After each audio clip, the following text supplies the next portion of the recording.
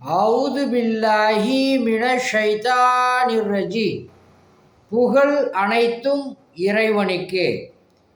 வானமும் பூமியும் ஒன்றாயிருந்ததை பிரித்து எடுத்து படைத்த, 7 வானத்தையும் 7 பூமியையும் 7 சொர்க்கத்தையும் 7 நரகத்தையும் படைத்து அரிசை அமைத்து அதில் மேல் அமர்ந்து வானத்தையும் பூமியையும் ஆட்சி செய்து கொண்டிருக்கக்கூடிய வல்ல இறைவனை போற்றி புகழ்ந்து, நமது தலைவர் நபி ஸல்லல்லாஹு அலைஹி வஸல்லம் அவர்களுடைய துவா பரக்கத்தினாலும் எனது சிறிய உரையை ஆரம்பம் செய்கின்றேன்.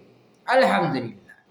அத்தியாயம் 2, வசனம் 128. எங்கள் இறைவனே, எங்கள் இருவரையும் உனக்கு கட்டுப்பட்டோராக ஆக்குவாயாக. எங்கள் சந்ததியிடமிருந்து உனக்கு கட்டுப்படும் ஒரு கூட்டத்தினரை ஆக்கி வைப்பாயாக. நாங்கள் உன்னை வழிபடும் வழிகளையும் அறிவிப்பாயாக. எங்களை மன்னிப்பாயாக. நிச்சயமாக நீயே மிக்க மன்னிப்போனும் அளவில்லா அன்புடையவனுமாகவும் இருக்கின்றாய் என்று அல்லாஹ் சுப்ஹானஹு தஆலா இந்த வசனத்தில் சொல்கிறான்.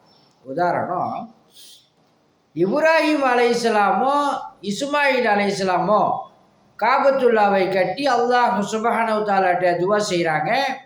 எங்களுக்கு பின்னால் வரக்கூடிய கூட்டத்தார்கள் நல்ல வழியில் வரக்கூடியவர்களாகவும் உன்னை வணங்கக்கூடியவர்களாகவும், எங்களுடைய பின்னால் வரக்கூடிய இஸ்மாயில் அலைஹிஸ்ஸலாத்தினுடைய வம்ச வழியில் வரக்கூடியவர்களுக்கு நீ பாக்கியத்தையும் அருளையும் ஹிதாயத்தையும் கொடுங்கிற மாதிரி ஒரு டெக்னாலஜியான ஒரு துவாவை இப்ராஹிம் அலைஹிஸ்ஸலாமோ இஸ்மாயில் அலைஹிஸ்ஸலாமோ துவா செய்கிறாங்க.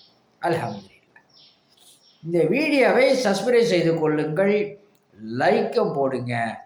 அல்லாஹ் சுப்ஹானஹு தஆலா உங்களுக்கு சகல விதமான பாக்கியங்களை கொடுப்பான.